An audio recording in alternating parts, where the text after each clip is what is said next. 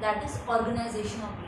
अपने previous chapter में हमने डिस्कस किया था कि क्या क्या वेरियस मेथड्स हो सकते हैं ऑफ कलेक्शन ऑफ डेटा, और इस चैप्टर में हम जो हमारा सेकंड स्टेज होता है स्टैटिस्टिकल स्टडी का कलेक्शन के बाद में ऑर्गेनाइजिंग, उसके बारे में डिटेल में पढ़ेंगे कि डेटा को किस तरह, कलेक्टेड डेटा को किस तरह आप प्रॉपर एंड सिस्टमैटिक तरीके से ऑर्गेनाइज कर सकते हैं। तो सबसे पहले जान लेते हैं what is organisation. It refers to the arrangement of figures in such a form that comparison of the mass of similar data may be facilitated। यानी कि आपको जो भी डेटा गिवन है उसको आप इस तरह सिस्टमैटिक मैनर में अरेंज करते हो ताकि आप आसानी से दो डिफरेंट ग्रुप्स का कंपैरिजन कर सको एंड फर्दर एनालिसिस में भी पॉसिबल। भाई हम जो है डेटा को कलेक्ट क्यों करते हैं या अब हम ऑर्गेनाइज क्यों कर रहे हैं डेटा को, हमारा जो मोटिव होता है वो इसीलिए होता है कि हमें डेटा कलेक्शन ने इसलिए किया क्योंकि हमें कोई ना कोई इन्वेस्टिगेशन करनी थी, हमारा कोई पर्पस था, कोई खास मकसद था डेटा कलेक्शन का। तो अब हमने डेटा तो कलेक्ट कर लिया, अब बारी आती है उस डेटा को प्रॉपरली अरेंज करने की। तो जब हम सिस्टमैटिक तरीके से गिवन डेटा को अरेंज कर लेते हैं, उसको क्लासेस के अंदर डिवाइड कर देते हैं, अलग अलग ग्रुप्स में डेटा को बांट देते हैं, वो चीज़ कहलाती है ऑर्गेनाइजेशन ऑफ डेटा। और इससे हमारा क्या फ़ायदा होता है कि हम आसानी से, अगर हमने अपने डेटा को 4 ग्रुप्स में डिवाइड कर दिया है तो हम आसानी से जो है डेटा को कंपेयर कर सकते हैं। जैसे मान लीजिए हमारे पास 100 लोगों का डेटा है, अब उस 100 लोगों के डेटा में हमने अलग अलग क्लासीफाई कर दिया कि भाई ये तो 15 साल से कम उम्र के बच्चों का डेटा है, ये 15 से 40 साल तक के लोगों का डेटा है, एंड उसके बाद 40 से 80 साल तक के लोगों का डेटा है। और हमने क्या करा, सबके वेट लिख लिए। तो अब क्या है, हम कंपेयर कर सकते हैं कि 15 से कम उम्र वाले जो लोग हैं उनका वेट कितना है एंड जो 15 से ऊपर वाले हैं उनका वेट कितना है। तो जब हम सिस्टमैटिक मैनर में अरेंज कर लेते हैं अपने डेटा को तो हमारे लिए एक तो कंपैरिजन का काम आसान हो जाता है, और हमने जो डेटा कलेक्ट किया है किसी न किसी पर्पस की वजह से, किसी न किसी मकसद की वजह से, ताकि हम उसमें से मीनिंगफुल कंक्लूजन्स निकाल सके, तो वो पर्पस भी जो है हमारा फुलफिल तभी होगा जब हम डेटा को प्रॉपरली अरेंज करेंगे, ऑर्गेनाइज करेंगे। तो हमने ये पढ़ा कि भाई ऑर्गेनाइजेशन के लिए क्या जरूरी है कि हमें डेटा को क्लासिफाई करना पड़ेगा, अलग अलग ग्रुप्स बनाने पड़ेंगे, अलग अलग क्लासेस बनाने पड़ेंगे। तो ये जान लेते हैं सबसे पहले कि क्लासिफिकेशन क्या है। It is the process of arranging data into sequences and groups according to their common characteristics. यानी कि सीधा हम क्या कर रहे हैं भाई, पहली चीज अपन कर रहे थे डेटा को ऑर्गेनाइज कर रहे थे। ऑर्गेनाइजेशन के अंदर अपन क्या करते हैं, डेटा को क्लासिफाई करेंगे। सिंपल सी बात है कि अलग अलग ग्रुप्स बना दिए हमने, अलग अलग क्लासेस में जो है डिवाइड कर दिया डेटा को अकॉर्डिंग टू देयर कैरेक्टरिस्टिक्स। यानी एक जैसे कैरेक्टरिस्टिक्स वाली चीजों को हमने एक ग्रुप में डाल दिया, दूसरे तरह की कैरेक्टरिस्टिक्स वाले डेटा को हमने दूसरे ग्रुप में डाल दिया। कहने का मतलब है कि जैसे अभी अपन ने एग्जाम्पल लिया था कि वेट लिखे थे, हमने 3 ग्रुप्स बनाए थे एज के अकॉर्डिंग, हम उसमें वेट लिखे थे। तो वेट हमने एक तरफ कर लिया। सेकंड जो हमारा ग्रुप बन रहा है, मान लीजिए उसमें हमने एज लिखी। उसके बाद जो हमारा ग्रुप बन रहा है उसमें हमने एजुकेशनल क्वालिफिकेशन लिखी। तो उससे रिलेटेड जितनी भी चीजें होंगी सब कुछ आपके एक ग्रुप में आ जाएगा। तो क्लासिफिकेशन का मतलब सिर्फ इतना सा है कि आपका जो गिवन डेटा है उसको अगर आप ऑर्गेनाइज करना चाहते हो, अरेंज करना चाहते हो, तो उसके अंदर पहला स्टेप है कि आपको क्लासिफाई करना पड़ेगा। कहने का मतलब है कि अलग अलग ग्रुप या अलग अलग क्लासेस जो है वो आपको बनाने पड़ेगी डेटा की कैरेक्टरिस्टिक्स के अकॉर्डिंग। ना उसके बाद हमारा जो नेक्स्ट टॉपिक है that is objectives of classification. कि अगर हम क्लासिफिकेशन कर रहे हैं तो हमारे कौन कौन से पर्पस हैं जो पूरे होते हैं, या अदर वर्ड्स में समझे तो क्लासिफिकेशन हम क्यों करते हैं। पहला है सिंप्लीफिकेशन एंड ब्रीफनेस। भाई नेचुरल सी बात है, अगर हम डेटा को प्रॉपरली क्लासिफाई कर रहे हैं, अलग अलग ग्रुप बना रहे हैं, अलग अलग क्लासेस बना रहे हैं, तो क्या होगा, डेटा हमारे लिए सिंपल हो जाएगा, यानी आसानी से जो है हम उसे समझ सकते हैं। अब मान लीजिए आपके पास 2000 लोगों का डेटा पड़ा है, उसमें बहुत सारे नंबर्स हैं, आपको समझ में नहीं आएगा कि कौन सा एज है, कौन सा वेट है, कौन सा एजुकेशनल क्वालिफिकेशन बता रहा है। लेकिन अगर इसी 2000 लोगों के डाटा को अपन ने जो है एज वाइज ग्रुप्स बना दिए और उसके अंदर एज के अकॉर्डिंग लिख दिया, भाई इतना वेट है, इतना हाइट है, इतना एजुकेशनल क्वालिफिकेशन है। जब सिस्टमेटिक क्लासेस होंगी, सिस्टमेटिक ग्रुप्स होंगी, तो डेटा को समझना आपके लिए बहुत ज़्यादा आसान हो जाएगा, डेटा सिंपल हो जाएगा, ईजी टू अंडरस्टैंड हो जाएगा। एंड ब्रीफनेस, पहले क्या था, सब कुछ रैंडमली पड़ा हुआ था जब 2000 लोगों का डेटा था। अब जब हमने प्रॉपरली क्लासिफाई कर दिया ग्रुप बना के, तो एक ब्रीफ फॉर्म में प्रॉपर सिस्टमेटिक मैनर में आपको कंप्लीट इन्फॉर्मेशन जो है मिल जाएगी। नेक्स्ट हमारा ऑब्जेक्टिव होता है यूटिलिटी। यूटिलिटी का मतलब क्या होता है कि किसी भी चीज की कैपेसिटी कि वो आपकी वांट्स को कितना सेटिस्फाई कर रही है, कितना सेटिस्फेक्शन आपको पहुंचा रही है। तो भाई यहाँ पर बात की जा रही है डेटा की, कि डेटा की यूटिलिटी बढ़ जाती है अगर हम उसे क्लासिफाई करते हैं प्रॉपर्ली। क्लासिफिकेशन में हम क्या कर रहे हैं, प्रॉपर्ली अरेंज कर रहे हैं, ग्रुप्स बना रहे हैं, तो इससे क्या होगा, आपका डेटा और ज्यादा यूजफुल हो जाएगा। जब रॉ डेटा पड़ा है, यानी कि कोई सिस्टमेटिक अरेंज नहीं है, सब कुछ एक साथ पड़ा हुआ है, 2000 लोगों का डेटा, तो आपको कुछ भी समझ में नहीं आएगा, वो आपके लिए बिल्कुल भी यूजफुल नहीं है। लेकिन अगर आपने एक पेपर के ऊपर उसका प्रॉपर क्लासिफिकेशन कर दिया, ग्रुप्स में डिवाइड करके सिस्टमेटिक वे में आपने सब कुछ अरेंज करके लिखा है, तो वो जो पेपर है उसकी यूटिलिटी आपके लिए बहुत ज्यादा हो जाएगी, क्योंकि अब आप उसमें से यूजफुल कंक्लूजन निकाल सकते हो। जब आपने डेटा को क्लासिफाई किया है ग्रुप्स में, तो अब उसका यूज जो है वो आपके लिए और ज्यादा बढ़ गया। थर्ड हमारा ऑब्जेक्टिव है डिस्टिंक्टिवनेस। डिस्टिंक्टिवनेस अगेन वही एग्जांपल लेंगे हम कि भाई 2000 लोगों का डेटा रैंडमली पड़ा हुआ है, बहुत सारी चीजें हैं उसके अंदर, एज है, ब्लड ग्रुप है, एजुकेशनल क्वालिफिकेशन है, वेट है, हाइट है, बहुत सारी चीजें पड़ी हैं। अब जब तक हम क्लासिफाई नहीं करेंगे ग्रुप्स में, हमें कैसे पता चलेगा कि कौन सा एलिमेंट दूसरे एलिमेंट से कितना डिफरेंट है। अब 24 लिखा है, तो हम थोड़ी कैसे पता लगाएंगे कि 24 एज लिखी है या 24 वेट लिखा है। ओके, तो जब तक डिफरेंट ग्रुप्स में क्लासिफिकेशन नहीं होगा, हम अलग अलग एलिमेंट्स में डिफरेंशिएट नहीं कर पाएंगे, डिस्टिंक्टिवनेस हम नहीं पकड़ पाएंगे कि एक ग्रुप दूसरे ग्रुप से डिफरेंट कैसे है। नेक्स्ट है हमारा कंपेरेबिलिटी। यह हमने ऑर्गेनाइजेशन की डेफिनेशन में भी पढ़ा था कि भाई डेटा को जो है कंपेयर करना आसान हो जाता है अगर हम डेटा को प्रॉपरली क्लासिफाई करते हैं तो। नेक्स्ट है साइंटिफिक अरेंजमेंट।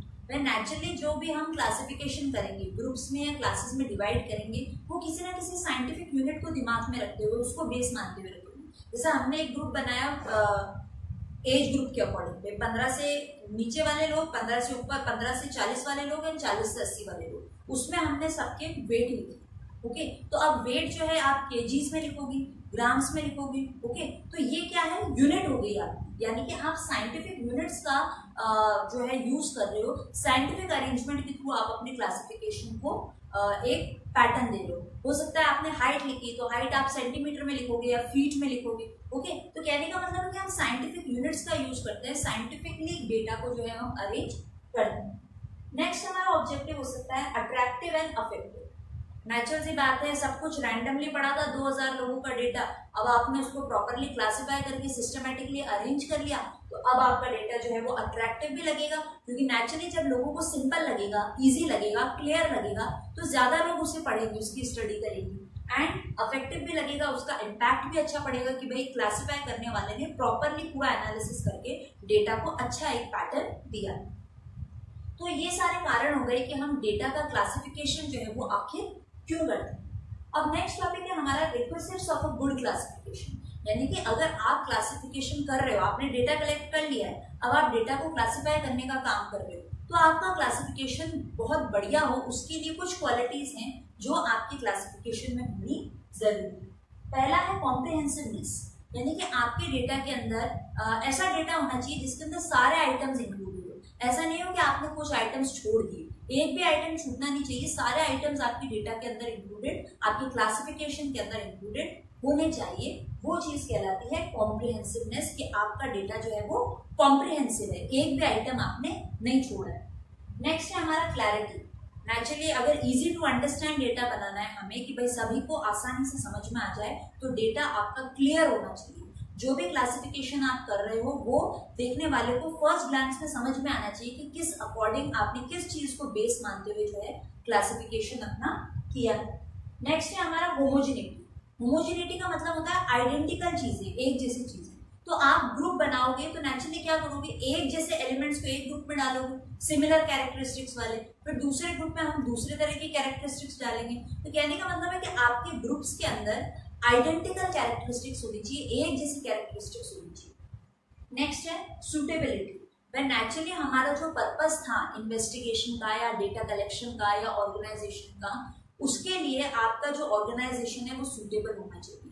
ऐसा नहीं कि हमने डेटा क्लासिफाई तो कर लिया लेकिन हमारा मोटिव में पूरा नहीं हो रहा है, तो फिर आपका जो है क्लासिफिकेशन का कोई भी मतलब नहीं। क्योंकि देखो एक एग्जाम्पल लेते हैं, जैसे मुझे पता लगाना था कि मेरे एरिया में रहने वाले बच्चों के ब्लड ग्रुप क्या है। अब मेरे पास बच्चों का डेटा था बहुत सारी अलग अलग एलिमेंट्स उसमें थे, लेकिन मैंने क्या है जो क्लासिफिकेशन किया वो ब्लड ग्रुप के आधार पर ना करके ऐसे कर लिया, भाई कितने लिटरेट है, कितने नॉन लिटरेट है, कितने एजुकेटेड है, कितने नॉन एजुकेटेड है, कितने मेल्स हैं, कितने फीमेल्स हैं। तो उससे क्या मतलब है क्लासिफिकेशन से? बिकॉज मेरा तो जो पर्पस ऑफ इंक्वायरी था ब्लड ग्रुप के बारे में पता लगाना था, तो भाई मुझे मेरा क्लासिफिकेशन ऐसा करना चाहिए, ए पॉजिटिव कितने हैं, बी पॉजिटिव कितने हैं, ओ नेगेटिव कितने हैं। ओके, तो मेरा पर्पस तो कुछ और ही था और मैं क्लासिफिकेशन कुछ और ही कर रही हूँ। तो कहने का मतलब है फिर ऐसा क्वालिफिकेशन जो है वो हमारे पर्पस के हिसाब से सूटेबल नहीं होगा। तो कहने का मतलब है कि जो आपका पर्पस है डेटा का कलेक्ट करने का, ऑर्गेनाइज करने का, उसी अकॉर्डिंग आपको क्लासिफिकेशन भी करनी चाहिए। नेक्स्ट है इलास्टिक, यानी कि फ्लेक्सिबिलिटी होनी चाहिए आपकी क्लासिफिकेशन के अंदर। हो सकता है इन्वेस्टिगेशन के दौरान या डेटा कलेक्शन के दौरान बीच में ही आपका जो पर्पस ऑफ डेटा कलेक्शन था वो बदल जाए, तो आपका क्लासिफिकेशन इतना फ्लेक्सिबल होना चाहिए कि अगर हमारा मोटिव जो था, पर्पस जो था वो बदल गया तो हम जो है आसानी से क्लासिफिकेशन की जो ग्रुप्स हैं उनको भी चेंज कर सकते। लास्ट पॉइंट है हमारा स्टेबिलिटी। कहने का मतलब है कि आपके डेटा के अंदर एक स्टेबिलिटी होनी चाहिए। मान लो जैसे मेरा जो पर्पस था डेटा कलेक्शन का कि भाई मुझे इन 1000 बच्चों के ब्लड ग्रुप के बारे में पता लगाना है, तो अब जो है मैं मेरा क्लासिफिकेशन करूंगी A positive, B positive, O negative. अब मैं अगर अगेन एंड अगेन अपना जो प्रिंसिपल है क्लासिफिकेशन का उसी को चेंज करती रहूंगी बार बार, तो मेरा जो मोटिव था वो पूरा कभी नहीं हो पाएगा। इसलिए कहा गया है कि आपकी क्लासिफिकेशन के अंदर एक स्टेबिलिटी होनी चाहिए कि आपने शुरुआत से जो प्रिंसिपल रख रखा है आपकी क्लासिफिकेशन का वो भी आपको थ्रू आउट द इन्वेस्टिगेशन रखना है, अगेन एंड अगेन उसको चेंज नहीं करना है, ताकि एंड तक आप मीनिंगफुल कंक्लूजन ड्रॉ कर पाओ। अब हम बात करेंगे regarding the basis of classification कि डेटा को जो है क्लासिफाई करने के लिए क्या क्या बेसिस हमारे हो सकते हैं। तो देखो बेसिकली 4 आधार है जिनके अकॉर्डिंग डेटा जो है जिसको क्लासिफाई किया जाता है। पहला है geographical, next is chronological, third one is qualitative and the last one is quantitative. तो वन बाय वन एक एक के बारे में हम डिस्कस करते हैं। सबसे पहले हम देखेंगे ज्योग्राफिकल क्लासिफिकेशन। तो ज्योग्राफिकल क्लासिफिकेशन किस तरह किया जाता है?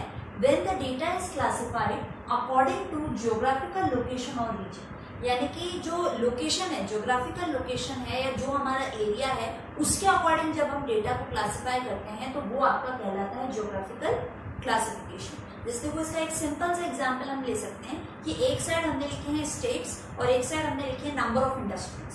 तो हम किस तरह लिखेंगे? ज्योग्राफिकल प्लेसेस के अकॉर्डिंग कि भाई पंजाब में 80,000 इंडस्ट्रीज आ रही है, आंध्र प्रदेश देन 90,000 इंडस्ट्रीज आ रही है, तमिलनाडु 1,20,000 इंडस्ट्रीज आ रही है। तो हमने जो डेटा का क्लासिफिकेशन किया है यानी इंडस्ट्रीज का क्लासिफिकेशन किया है वो किस अकॉर्डिंग किया है? स्टेट्स के अकॉर्डिंग। स्टेट्स क्या है? हमारे ज्योग्राफिकल लोकेशन। तो इस तरीके से जब आपका डेटा क्लासिफाई होता है that is known as geographical classification. Second one is chronological classification.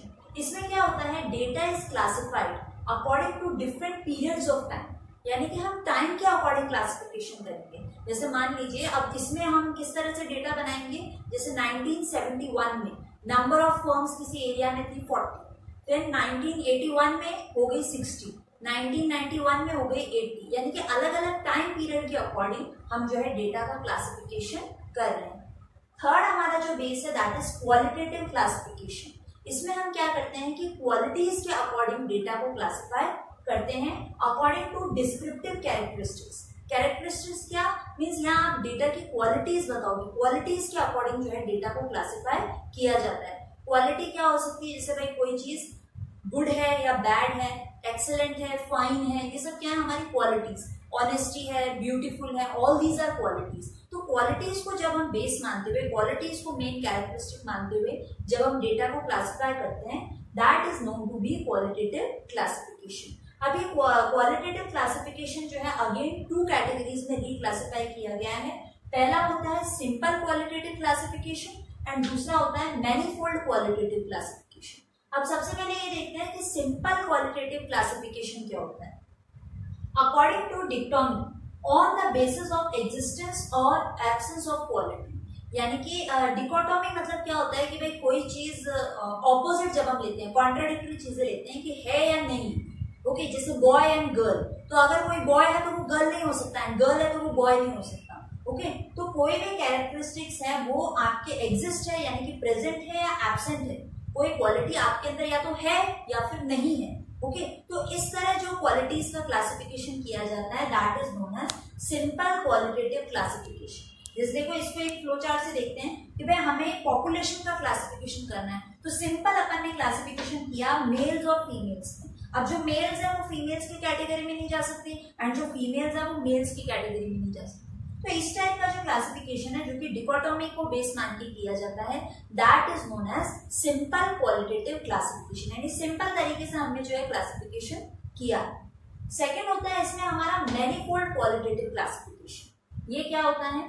According to the quality of data it involves more than one characteristics, यानी कि जब एक कैरेक्टरिस्टिक से ज्यादा में आपने क्लासिफिकेशन किया है that is known as manifold classification and it may have more than two classes. भाई इधर तो अपन ने एक ही चीज को कैरेक्टरिस्टिक्स माना था कि पॉपुलेशन में या तो मेल में जाएगा या फिर फीमेल में जाएगा। अब मैनीफोल्ड में क्या करते हैं? मैनीफोल्ड का मतलब क्या होता है कि बहुत सारे फोल्ड्स हैं। ओके तो अपना जो बेसिस ऑफ क्लासिफिकेशन रहेगा उसमें हम कई सारी क्लासेस बना देंगे। तो ऐसा जो क्लासिफिकेशन होता है जिसमें दो या दो से ज्यादा भी क्लासेस हो सकती हैं that is known as manifold qualitative classification. अब देखो इसको भी एक एग्जांपल से समझते हैं। जैसे अगेन पॉइंट हमारा वही है, हमें पॉपुलेशन को क्लासिफाई करना है। अब जैसे सिंपल वाले में हमने सिर्फ दो बेस लिए थे मेल्स एंड फीमेल्स।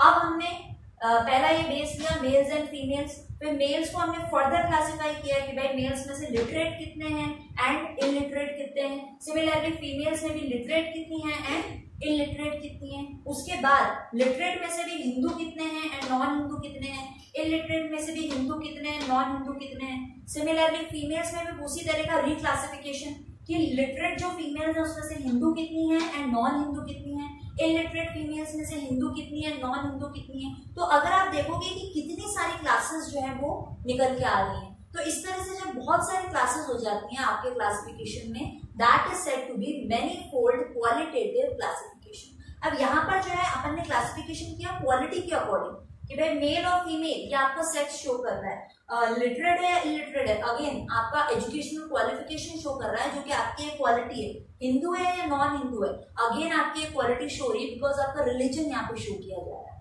ओके तो ये सारा जो इस टाइप का क्लासिफिकेशन होता है जहां हम क्वालिटीज को मेनली शो करते हैं that is known as qualitative classification. Fourth जो हमारा बेस है दैट इज क्वांटिटेटिव क्लासिफिकेशन। अब इसमें किस तरह क्लासिफिकेशन किया जाता है? Classification is done according to characteristics which can be measured, यानी कि इस तरह की कैरेक्टरिस्टिक्स हम इनमें गिनते हैं जिनको कि हम न्यूमेरिक फॉर्म में शो कर सकते हैं, हम मेजर कर सकते हैं। भाई हमारी जो क्वालिटीज होती हैं, आप ब्यूटीफुल हो, आप ऑनेस्ट हो, उसको हम मेजर नहीं कर सकते, काउंट नहीं कर सकते, लेकिन क्वांटिटेटिव में हम कौन सी चीजें लेंगे जो कि न्यूमेरिक फॉर्म में शो की जा सकती है। जैसे मान लो हमें पता लगाना है कि भाई कितने लोग जो है वो 100 लोगों का डेटा है हमारे पास, अब कितने लोग जो है हेल्दी है, तो हमने उसका क्लासिफिकेशन कर लिया कि भाई इन 100 लोगों में से 0 से 15 इयर्स के एज वाले, 15 से 40 इयर्स के एज वाले एंड 40 to 80 इयर्स के एज वाले। अब 0 to 15 में हमारे कितने लोग आ रहे हैं आउट ऑफ दोस 100? भाई 30 लोग आ गए। उसके बाद 15 से 40 में कितने आ रहे हैं? भाई अगेन 30 लोग आ गए। एंड जो बचे हुए हमारे 40 to 80 वाले उसमें कितने आ रहे हैं? भाई बचे हुए 40 लोग आ गए। यानी कि आप मेजर कर सकते हो कि पहली वाली जो हमारी कैटेगरी थी 0 से 15 उसमें नंबर ऑफ पीपल कितने थे, 15 to 40 उसमें नंबर ऑफ पीपल कितने थे, आप मेजर कर सकते हो, आप काउंट कर सकते हो। तो जब आप न्यूमेरिक फॉर्म में डेटा को रिप्रेजेंट कर सकते हो that is known as quantitative presentation of data और क्वांटिटेटिव क्लासिफिकेशन ऑफ डेटा।